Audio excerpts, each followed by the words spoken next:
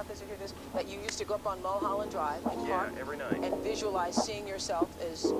Yeah, I would visualize, This is when you were broke and poor. Right, having directors interested in me and people that I respected saying, I like your work or whatever that is, and I would visualize things coming to me that I wanted or whatever. Drive home and think, well, I do have these things. They're out there. I just don't have a hold of them yet, but they're out there. I wrote myself a check for $10 million for acting services rendered, and I gave myself 5 years, or 3 years maybe.